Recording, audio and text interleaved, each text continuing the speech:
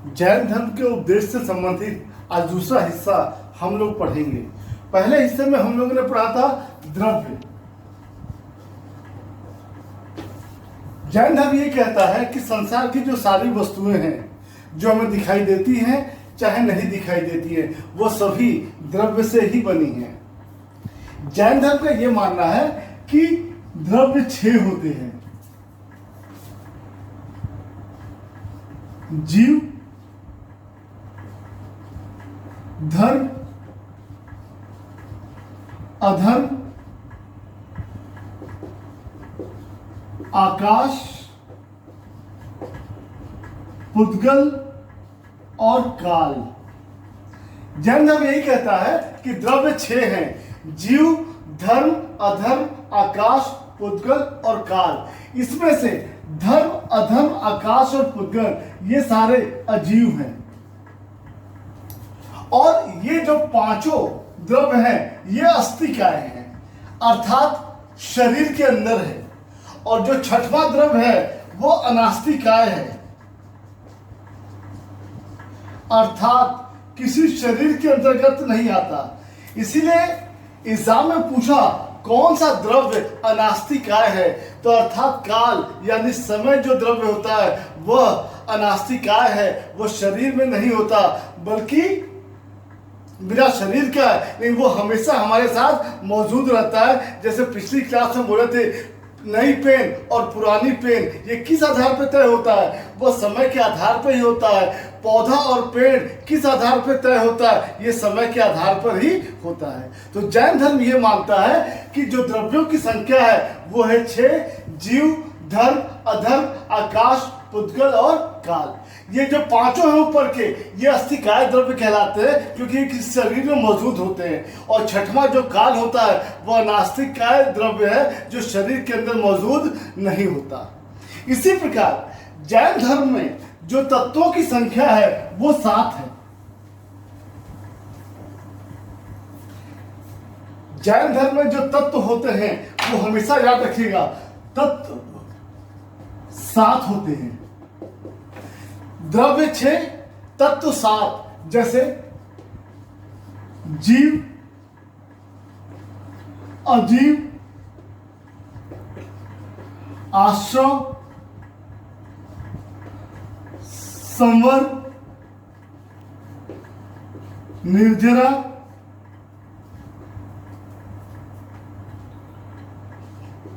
बंधन और मोक्ष। अर्थात जैन धर्म के जो तत्व हैं वो 7 हैं: जीव, अजीव, आश्रव, संवर, निर्जरा, बंधन और मोक्ष। हम लोग पहली क्लास में ही पढ़ लिए थे कि जीव क्या होता है, अजीव क्या होता है, आश्रव क्या होता है, संवर क्या होता है, निर्जरा क्या होता है। जीव अजीव तो हम जानते ही हैं। आश्रव यानी पुद्गल कर्म का जो जीव की ओर बहाव होता है उसे हम आश्रव कहते हैं। और जब हम त्रिरत्नों का पालन करते हैं तो ये बहाव रुक जाता है, उस अवस्था को संवर कहते हैं। और जब हम त्रिरत्नों का लगातार पालन करते हैं और हमारे सारे कषाय समाप्त हो जाते हैं, आवागमन का बंधन भी जब समाप्त होने लगता है, उसी अवस्था को हम निर्जरा कहते हैं। अब प्रश्न उठता है कि बंधन क्या है, मोक्ष क्या है? वास्तव में जो बंधन है वह जीव और पुद्गल का संयोग है। इसी को मिलके बंधन बनता है।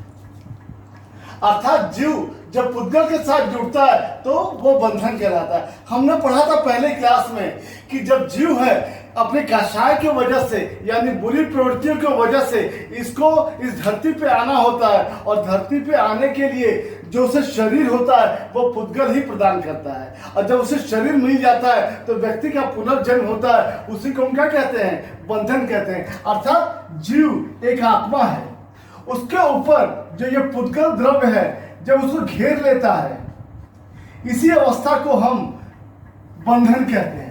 यानी आपका पुनर्जन्म होगा और आप फिर इस धरती पर अपने कर्मों को भोगने के लिए आओगे। मोक्ष क्या है? जीव का पुद्गल से जो वियोग है वही मोक्ष है। अर्थात जब ये जीव पर से ये पुद्गल समाप्त हो जाता है, आत्मा केवल बचती है, उसी को हम क्या कहते हैं? मोक्ष कहते हैं। अर्थात आपके सारे कषाय समाप्त हो गए हैं और आपको इस धरती पर दोबारा नहीं आना है, आपको मोक्ष मिल जाता है, अर्थात आपको निर्वाण मिल जाता है। इसी अवस्था को हम मोक्ष या निर्वाण कहते हैं। इस प्रकार जैन धर्म में जो तत्व होते हैं वो 7 होते हैं: जीव, अजीव, आश्रो, समर, निर्जरा, बंधन और मोक्ष।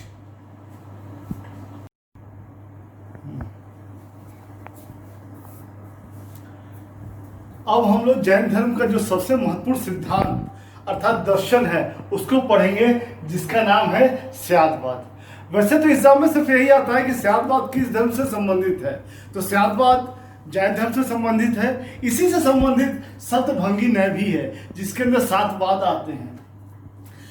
आज हम ये समझेंगे कि स्यादवाद है क्या। ये हमेशा याद रखिएगा, स्यादवाद जैन धर्म का सबसे बड़ा दर्शन है, इससे बड़ा कोई दर्शन ही नहीं था। अगर प्रश्न ये उठे कि आखिर जैन धर्म ने स्यादवाद क्यों दिया, तो किताबों में ये लिखा हुआ है कि प्राचीन भारत में पहले तत्व को लेकर आपस में बहुत शास्त्रार्थ होता है। तत्व अर्थात ईश्वर कैसा है, आत्मा कैसी है, संसार कैसा है, इन बातों पे बहुत शास्त्रार्थ होता था। और शास्त्रार्थ में हमेशा झगड़े होते थे, क्योंकि जितने भी दर्शन थे, जितने भी विचार थे, उनके दृष्टिकोण अलग अलग इन विषयों पर थे। इस वजह से बहुत झगड़े होते थे।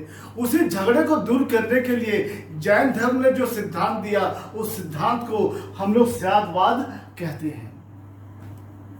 जैन धर्म ने अपने स्यादवाद में एक कहानी सुनाई है, हाथी की कहानी। लोग आप लोग पढ़े भी होंगे कि बहुत सारे अंधों ने मिलकर एक हाथी को छुआ। जिसने पैर को छुआ उसने बोला खंभा है, जिसने कान को छुआ उसने कहा सूप है, जिसने पूंछ को छुआ उसने कहा यह झाड़ू है। यह कहानी हमें क्या बताती है? ये कहानी हमें यह बताती है कि हर व्यक्ति का देखने का दृष्टिकोण अलग अलग होता है। जिस अंधे ने पैर को छुआ उसको ये समझ में आया कि ये खंभा है, जिसने पूंछ को छुआ उसको ये समझ में आया ये झाड़ू है, और जिसने कान को छुआ उसको ये समझ में आया कि ये सूप है। जब उन सबको बताया गया कि नहीं ये हाथी है, तो उनका सारा भ्रम दूर हो गया। तो जैन धर्म ये कहते हैं कि एक वस्तु के अनंत धर्म होते हैं।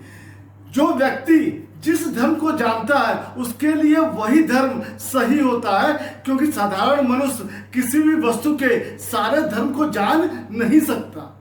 एक सामान्य मनुष्य 1 या 2 धर्मों या 3 धर्मों को ही जान सकता है, सारे धर्मों को नहीं जान सकता। इसीलिए वो कहता है कि अगर आपको अपनी बात कहनी है तो उसके आगे आप स्याद या स्यात लगा ले, जिसका अर्थ होता है शायद। शायद लगा लेने से किसी भी प्रसंग में वो आपकी बात सही होगी, आप कभी भी झूठ नहीं कहलाओगे। जैसे मैं कहूं मैं कल आऊंगा, अगर मैं कल नहीं आया तो मेरी बात गलत हो जाएगी। अगर मैं कहूं शायद यानी शायद मैं कल आऊंगा तो मैं कल नहीं आऊंगा तो भी मेरी बात गलत नहीं होगी। वैसे जैन धर्म ने कहा कि अगर आपको कोई भी बात कहनी है आप झगड़ा मत करिए, आगे शायद जोड़ लीजिए कि आपका जो भी धर्म का ज्ञान है, हो सकता है वो धर्म पूरा कंप्लीट सत्य न हो, लेकिन कुछ तो सत्य हो सकता है। जैसे यहाँ पे उन्होंने कहा कि ये सभी की बातें गलत थी, क्योंकि न तो ये खंभा था, न तो ये झाड़ू था, न तो सूप था। वास्तव में क्या था? ये हाथी था। लेकिन आंशिक रूप से वो सत्य भी है। कैसे? हाथी का पैर खंभे के समान होता है, हाथी का पूंछ झाड़ू के समान होता है, और हाथी का कान सूप के समान होता है। तो उन्हें कुछ आंशिक ज्ञान तो प्राप्त था। उसी आंशिक ज्ञान को जैन धर्म ने नहीं कहा। उन्होंने कहा ये संपूर्ण सत्य नहीं है, क्योंकि हर व्यक्ति का दृष्टिकोण देखने का अलग अलग है। इसी उदाहरण के माध्यम से जैन धर्म ने स्यादवाद को समझाया। लेकिन मैं अगर अपने तरीके से आपको समझाऊं तो और भी ज्यादा ये अच्छे से समझ में आ सकता है। जैसे मैं एक चारदीवारी बनाऊं,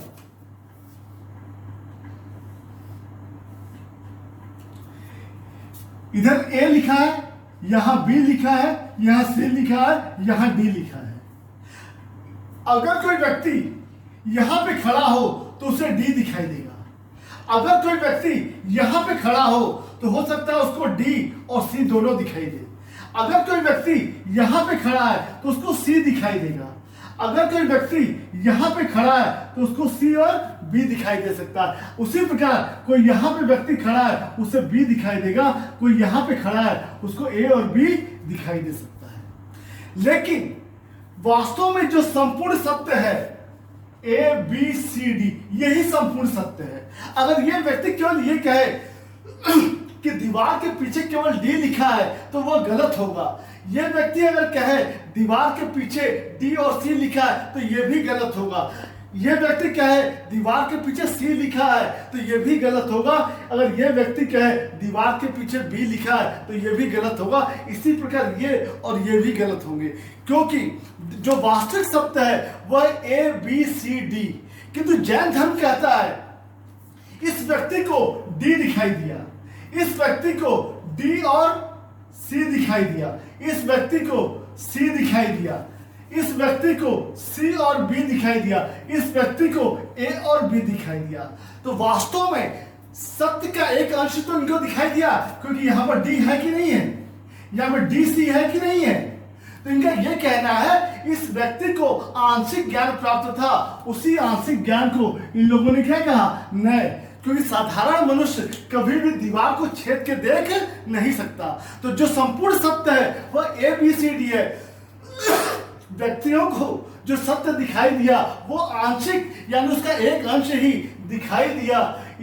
तो जैनी ये कहते हैं अगर ये व्यक्ति है तो उसको ये कहना चाहिए कि दीवार के पीछे शायद डी लिखा है, इस व्यक्ति को कहना चाहिए दीवार के पीछे शायद डी और सी लिखा है, इस व्यक्ति को कहना चाहिए शायद सी और बी लिखा है, जिसके वजह से झगड़ा नहीं होगा, क्योंकि ये सभी सत्य के एक अंश हैं। इसी को आंशिक ज्ञान कहा गया। जैन धर्म ने यहीं पर चालाकी की। जैन धर्म ने कहा अगर आपको कंप्लीट नॉलेज यानी केवल चाहिए तो हमारे धर्म में आइए, हमारे केवलिन को ही संपूर्ण सत्य पता है, उसके अलावा साधारण मनुष्य को सत्य पता नहीं है। इसी को स्यादवाद कहा गया, यानी कोई भी बात कहनी है, अपना दृष्टिकोण रखना है, अपना विचार रखना है तो आगे स्याद जोड़ना है, क्योंकि आपका जो देखने का नजरिया है वो आपकी परिस्थिति और आपके प्रसंग के अनुसार है।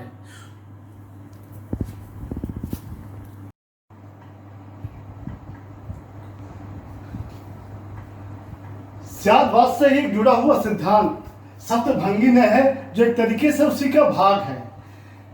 विश्व के दर्शन ये कहते हैं कोई वस्तु है या तो नहीं है, लेकिन जैन धर्म ऐसा नहीं कहता। जैन धर्म ये कहता है किसी भी व्यक्ति को 7 प्रकार के आंशिक ज्ञान या अर्थात सप्तभंगी न्याय प्राप्त हो सकते हैं, जैसे स्याद अस्ति, स्याद नास्ति, स्याद अस्ति च नास्ति च, स्याद अव्यक्तम, स्याद अस्ति च व्यक्तम, स्याद नास्ति च अव्यक्तम, स्याद अस्ति च नास्ति च अव्यक्तम। शायद है, शायद नहीं है, शायद है और नहीं है, शायद कुछ कहा नहीं जा सकता, शायद है और कुछ कहा नहीं जा सकता, शायद नहीं है और कुछ कहा नहीं जा सकता, शायद है नहीं है और कुछ कहा नहीं जा सकता। जैन धर्म का यह मानना है कि किसी भी साधारण मनुष्य को इन 7 प्रकार के आंशिक ज्ञान प्राप्त हो सकते हैं। इसी को जैन धर्म में सप्तभंगी न्याय कहा गया है।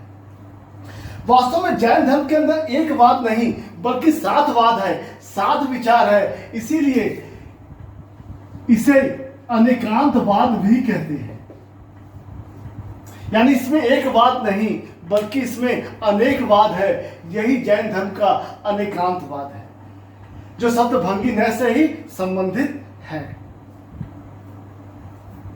जैन धर्म में एक और विचार आता है जिसे हम संथारा, काया क्लेश या महासलेखना विधि कहते हैं। वास्तव में जैन धर्म में आत्महत्या करने का विधान है। एक यही ऐसा धर्म है या दर्शन है जो कहता है कि व्यक्ति आत्महत्या कर सकता है। लेकिन कौन व्यक्ति आत्महत्या कर सकता है, बच्चों को और बुजुर्गों में कौन करेगा? तो जैन धर्म ये कहता है जिसकी अवस्था 80-85 साल की हो गई है, मुंह में दांत नहीं है, पेट में आंत नहीं है और वो बिस्तर के ऊपर पड़ा है और दूसरों को वो परेशान कर रहा है, उस अवस्था में वो संथारा करके आत्महत्या कर सकता है। वास्तव में ये आत्महत्या है और इसे केवल उन बुजुर्गों को करने की अनुमति है जो बहुत ही ज़्यादा बीमार हैं, चल फिर नहीं सकते, जिनकी सारी इंद्रियां कमज़ोर पड़ गई हैं, वही इसको कर सकते हैं। लेकिन कैसे करेंगे? जहर नहीं खा सकते, किसी ट्रेन के नीचे जाके नहीं सो सकते, किसी ऊपर बिल्डिंग से नहीं कूद सकते, उसका एक तरीका है। उसी तरीके को हम संथारा कहते हैं। जैसे वो व्यक्ति 5 रोटी खाता है तो फिर 4 रोटी खाएगा, फिर उसको 3 रोटी यानी खाने को कम करते हुए जाना है, फिर वह 2 खाएगा, फिर 1 खाएगा, फिर वह सिर्फ पानी पिएगा और फिर एक दिन पानी को भी छोड़कर इस संसार से चला जाएगा। ये कितने दिन में करेगा, कितने साल में करेगा, वो उस व्यक्ति के ऊपर निर्भर करता है कि वो भोजन का धीरे धीरे त्याग करके कब आत्महत्या और कैसे आत्महत्या करेगा। जो ये प्रक्रिया है, इसी प्रक्रिया को संथारा कहते हैं।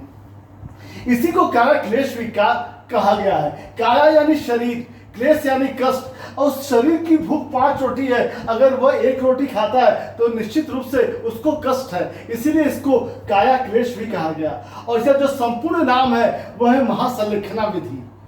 इसी विधि के द्वारा वो भोजन का धीरे धीरे त्याग करके वो आत्महत्या कर सकता है। जैसे हम लोगों ने इतिहास में पढ़ा है, चंद्रगुप्त मौर्य अपने अंतिम समय में जैन आचार्य भद्रबाहु के साथ श्रवण बेलगोला मैसूर चला गया था और वहीं एक पहाड़ी के ऊपर उसने इस महासंलेखना विधि के द्वारा आत्महत्या कर ली थी। अर्थात जैन धर्म एकमात्र ऐसा धर्म है जो आत्महत्या करने की अनुमति देता है, जबकि हमारे कॉन्स्टिट्यूशन में, हमारे कानून में आत्महत्या का प्रयास ही करना एक अपराध है। लेकिन जैन धर्म में इसको अनुमति दी गई है उन बुजुर्गों के लिए जिनकी सारी इंद्रियां कमजोर हो गई हैं और वो एकदम अपाहिज हो चुके हैं। जैन धर्म का ये मानना है कि जब बच्चा संसार में आता है तो खुशियां मनाई जाती है। तो जैन धर्म का यह मानना है जब व्यक्ति संसार से जाए तो भी खुशी पूर्वक जाए, अपने से जाए। जैसे संसार में नियम है, कोई फूल अगर खिलता है तो अपने आप एक दिन झड़ जाता है, कोई फल लगता है, पकता है, पेड़ से अपने आप गिर जाता है। लेकिन मनुष्य एक ऐसा है कि अंतिम समय तक वह जीवित रहना चाहता है, चाहे उसके वजह से दूसरों को परेशानी क्यों ना हो। तो जैन धर्म कहता है कि नहीं, अगर आप उस अवस्था में पहुंच गए हैं जिसके वजह से दूसरे परेशान हैं तो आप भोजन का धीरे धीरे परित्याग करके आत्महत्या कर लीजिए। उसी विधि को करने की विधि को संथारा कहते हैं और इस पूरे सिद्धांत को काया क्लेश या महासंलेखना विधि कहते हैं। जैन धर्म का एक सिद्धांत या एक विचार अनेकात्मवाद ही है। जैन धर्म ये कहता है कि आत्मा एक नहीं, आत्मा अनेक होती है, यही अनेकात्मवाद होता है। वास्तव में ये विचार कहाँ से आता है? जब हम ये पढ़ते हैं, जीव अपने कषाय के वजह से जब इसका पुनर्जीवन हो आता है तो वह या तो 1 इंद्रिय वाला जीव बनता है, या 2 इंद्रिय वाला, या 3 इंद्रिय वाला, या 4 इंद्रिय वाला, या 5 इंद्रिय वाला। जैसे 1 इंद्रिय वाले जीव वो होते हैं जो आकाश में सफेद रंग के छोटे छोटे आपने उड़ते हुए देखा होगा, उसमें 1 ही इंद्रियां होती है। घोंघा एक ऐसा है, उसके अंदर 2 इंद्रियां होती है। भ्रमर ऐसा है जिसमें 3 इंद्रियां होती हैं, और चींटी ऐसी है जिसमें 4 इंद्रियां होती है, और मनुष्य ऐसा होता है जिसके अंदर 5 इंद्रियां होती है। जैन धर्म का यह कहना है कि 1 इंद्रिय वाले जीव की आत्मा अलग होती है, 2 इंद्रिय वाले जीव की आत्मा अलग होती है। इसकी आत्मा अलग है, इसकी आत्मा अलग है, इसकी आत्मा अलग है। जैन धर्म का यही सिद्धांत कहता है कि आत्मा 1 इंद्रिय वाले की अलग है, 2 की अलग है, 3 की अलग है, 4 की अलग है, 5 इंद्रिय की अलग है, यानी सबकी आत्मा अलग अलग होती है। यही जैन धर्म का सिद्धांत अनेकात्मवाद कहलाता है, यानी एक आत्मा नहीं है, अनेक आत्मा है। जैन धर्म आगे ये कहता है एक इंद्रिय वाला जीव अगर अच्छे कर्म करता है तो वह यह दो इंद्रिय में जाएगा, अगर ये अच्छे कर्म करेगा तो ये 3 में जाएगा, तीसरा 4 में जाएगा, चौथे में जाएगा और चौथे के बाद 5वां। जिसके अंदर 5 इंद्रियां होती है अर्थात मनुष्य, जैन धर्म का ये कहना है इस मनुष्य को ही केवल यानी संपूर्ण ज्ञान और निर्वाण की प्राप्ति हो सकती है, बाकी को निर्वाण की प्राप्ति नहीं हो सकती। तो जैन धर्म का यही सिद्धांत अनेकात्मवाद है, अर्थात आत्मा एक नहीं है, आत्मा अनेक है, अर्थात एक इंद्रिय वाले की आत्मा अलग है, 2 इंद्रिय वाले की आत्मा अलग है, 3 की अलग है, 4 की अलग है, 5 अर्थात मनुष्य की आत्मा अलग होती है। यही अनेकात्मवाद है।